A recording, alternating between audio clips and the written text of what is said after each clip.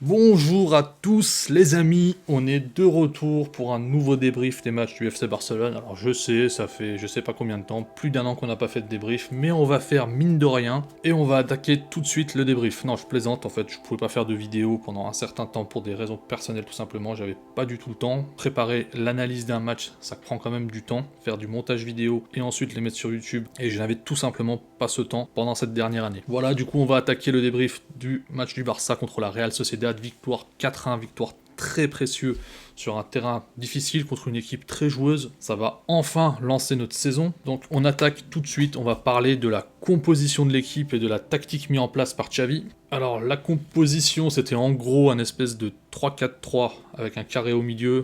On avait donc une défense à 3, Araujo, Christensen et Eric Garcia, avec juste devant eux un double pivot, Frenkie, Pedri. Alors en début de match, c'était Gavi qui était à la place de Pedri, puis ils ont inversé autour de la 15e, 20e minute. Devant, donc, on a deux joueurs dans les demi-espaces, Ferran Torres d'un côté, Gavi de l'autre côté. Ferran Torres qui du coup va agir un peu comme un second attaquant juste derrière Lewandowski. Et sur le côté, on a donc deux joueurs d'aile, Dembélé et Baldé, qui vont jouer du coup très haut et prendre la ligne quand on est en phase offensif, et qui vont redescendre et jouer comme des pistons quand on est en phase défensif. L'intérêt en fait d'avoir cette espèce de 3-4-3 symétrique, parce qu'on a Baldé d'un côté qui est censé être un arrière latéral, alors c'est un profil très offensif mais ça reste un latéral, et de l'autre côté un vrai ailier qui est Ousmane Dembélé. C'est que justement si le jeu l'exige, si à un moment donné on a besoin, on peut repasser sur une défense à 4 dans des phases défensives, et d'ailleurs c'est ce qui est arrivé par moment. Alors l'équipe a eu du mal, je pense, dans les 10-15 premières minutes, vraiment à assimiler ce système, et c'est réellement quand Pedri est devenu le maître du jeu, qui s'est reculé, il a commencé à donner du tempo, c'est-à-dire à accélérer quand il faut, à ralentir quand il faut, à temporiser quand il faut, chose que ne faisait pas Frenkie de Jong. L'équipe s'est vraiment comportée autrement à ce moment-là, et on a pu développer, on va dire, des séquences beaucoup plus intéressantes. Mais dans l'ensemble, j'ai revu le match ce matin, c'est pas catastrophique. Alors tout d'abord sur la ligne arrière, sur les trois défenseurs, je trouve que Christensen s'est merveilleusement débrouillé. Alors je pense que ça s'est moins vu parce que c'est un défenseur, mais il faut savoir que quand on est sur une défense à 3 comme ce schéma-là, le défenseur central, il est très important au niveau de la relance. Et Christensen a été parfait à ce niveau-là. Au niveau du tempo qu'il donnait, c'était, je trouve, très correct. Défensivement aussi, il a été intéressant. Je trouve qu'il a été très intéressant sur ce match, et peut-être un peu sous-coté pour le coup, car j'en ai très peu entendu parler derrière. Sur la ligne avant, évidemment pour moi, le joueur du match, c'est Lewandowski. Effectivement, il marque un doublé, mais sa participation dans le jeu est aussi très précieuse. Quand il décroche, il nous donne énormément de possibilités maintenant pour sortir les ballons. On va le voir en séquence. Donc là, on va être dans une action où la Real Sociedad nous presse très haut. On voit bien cette défense à 3, le double pivot Pedri Frenkie devant. On a Ferran qui est entre les lignes ici. Et on voit le premier rideau de 2 et ensuite le rideau de 4 de la Real Sociedad qui vient boucher la deuxième ligne. Et Ter Stegen va venir du coup chercher une balle longue dans cet espace vide ici, pour trouver du coup Lewandowski en pivot. Et c'est là où c'est intéressant, quand t'as un neuf qui peut jouer en pivot comme ça, contrôler et orienter le jeu. Bon là il se prend un sévère tacle par le Normand qui prendra derrière un carton jaune, mais derrière ça nous permet de battre deux lignes de pression de la Real Sociedad. Ferran va pouvoir accélérer, avancer, et on voit qu'en quelques secondes on est passé de Ter Stegen à la zone du dernier tiers de la Real Sociedad. Derrière Ferran va perdre le ballon, mais ça montre un peu l'importance d'avoir un neuf qui est capable de jouer en remise et qui a une qualité de remise comme Lewandowski. On revient à notre compo, donc Christensen l'homme fort en défense, Lewandowski l'homme fort en attaque, l'homme fort au milieu, évidemment, vous l'avez deviné je pense si vous l'avez vu le match, c'est Pedri.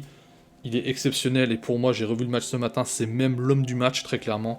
J'avais un doute entre lui et Lewandowski. Lewandowski met ses buts, il a participé énormément au jeu, mais ce que fait Pedri, ça se voit pas sur les stats, mais c'est juste monstrueux, la façon dont il a dicté le jeu, il a clairement sauvé notre match. Ce mec est tout simplement incroyable, c'est un extraterrestre. Tu peux le mettre en ailier, tu peux le mettre en numéro 10, tu peux le mettre en relayeur, et tu peux le mettre en pivot comme on l'a vu hier soir, et il va te sortir des masterclass. C'est assez incroyable. Petite mention au passage aussi pour Ousmane Dembélé. Alors c'est un joueur qui a été peu en réussite sur ses frappes, on va dire dans le dernier geste il a été peu en réussite sur toute la première mi-temps, mais moi ce qui m'a surpris et ce qui me surprend de plus en plus, c'est son assiduité tactique, c'est sa façon dont il a assimilé le jeu du Barça, en tout cas sous Xavi. Faut savoir que c'est quand même un des points sur lequel on l'a énormément critiqué sur ces 4 et demi premières saisons, où il avait vraiment du mal à comprendre le jeu, où on a souvent critiqué son QI-foot, ses prises de décision et sa compréhension de la tactique, et je trouve qu'il est en constante progression dans ce domaine depuis qu'il travaille avec Xavi.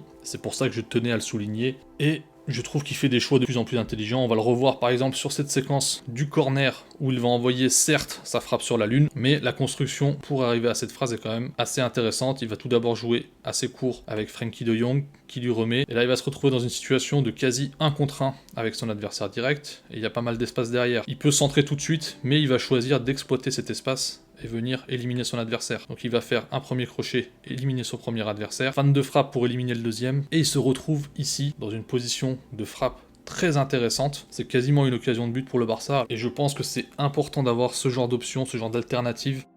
On va parler maintenant des éléments moins bien de l'équipe. Tout d'abord, Gavi. Je pense qu'il est passé à côté de son match malheureusement. D'ailleurs, cette saison, que ce soit en pré-saison ou sur le match contre le Rayo ou hier soir, il n'est pas à son niveau de la saison dernière. Il est plus hésitant dans la prise de risque. Il travaille énormément. C'est un joueur, pareil, très assidu tactiquement, donc il est précieux pour l'équipe. Par contre, il lui manque cette prise de risque qu'il avait. C'est peut-être cette fougue qu'il avait la saison dernière. Et ça se sent, ça se voit dans son jeu. Il est hésitant, du coup, il rate ses gestes. Il perd des ballons qui sont faciles pour lui. Je pense qu'il aurait clairement pu mieux faire dans le match d'hier soir. Ensuite, Ferran Torres, je trouve qu'il fait une première mi-temps intéressante par son placement, par sa complicité avec Lewandowski qui commence à développer. Mais en deuxième mi-temps, je trouve qu'il a raté des choses faciles. C'est, on va dire, un match en demi-teinte pour lui. Il y a du positif, il y a du négatif, mais je pense qu'il aurait pu vraiment mieux faire. Fati qui l'a remplacé, il a tout de suite été décisif, il a joué facile, il a joué simple, et on a vu la différence. Ensuite, la troisième déception, et forcément la plus grosse déception, c'est Frenkie de Jong. C'est lui qui aurait dû être le patron du milieu de terrain hier soir, et en fait il a eu tout simplement tout faux. Le système était installé pour que lui puisse briller, et bah c'est finalement le joueur qui a le moins brillé, et c'est un joueur qui nous a mis en difficulté. Le souci de Frenkie de Jong, je pense, c'est qu'il a du mal à jouer simple, il a du mal à jouer de façon minimaliste. Et c'est le cas de beaucoup de joueurs malheureusement professionnels. Quand il est en difficulté, il va toujours chercher à vouloir s'exprimer de plus en plus individuellement pour compenser ses difficultés. Alors qu'au contraire, la chose intelligente à faire, c'est de jouer de plus en plus simple, de jouer à une touche de balle, de faire courir l'adversaire. Frenkie va à chaque fois faire tout l'inverse. Il va se mettre en difficulté car il va essayer de dribbler, de porter le ballon, et ça va jouer à chaque fois contre nous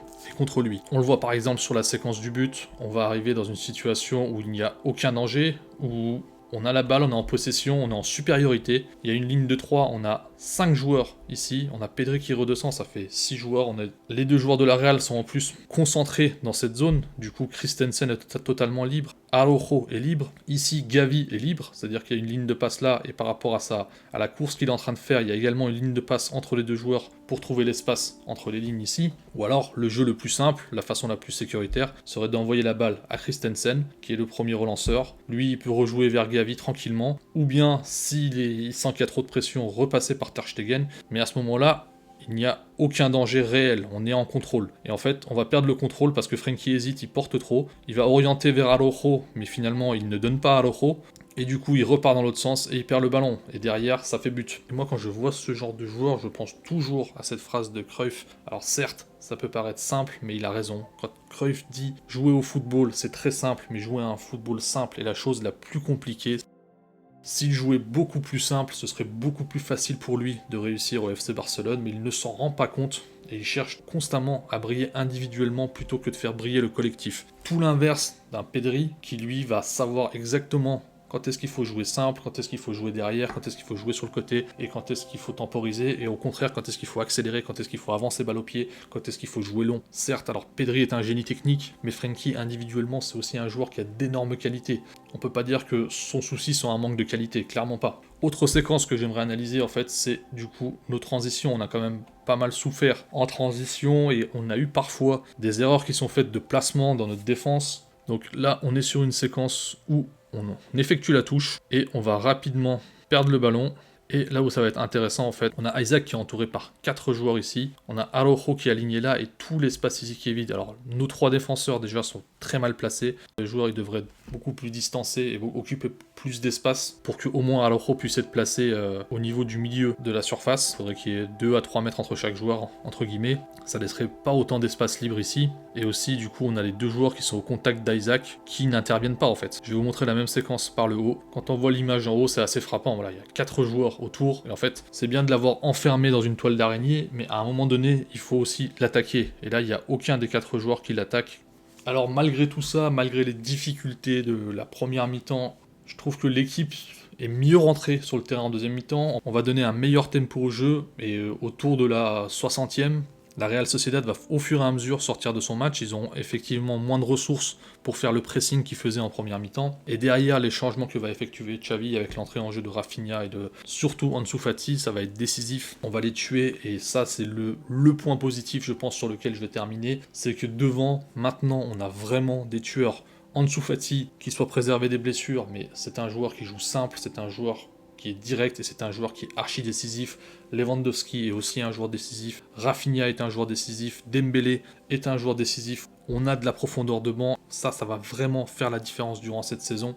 C'est vraiment la note positive sur laquelle on va terminer. Voilà, c'était juste un premier débrief. En tout cas, merci d'avoir suivi. N'hésitez pas à me poser des questions dans les commentaires. Et s'il y a des thèmes particuliers sur lesquels vous voulez qu'on fasse des vidéos, qu'on aborde, n'hésitez pas à me le dire en commentaire, j'essaierai de faire des vidéos sur ces sujets-là. Salut et bonne journée à tous.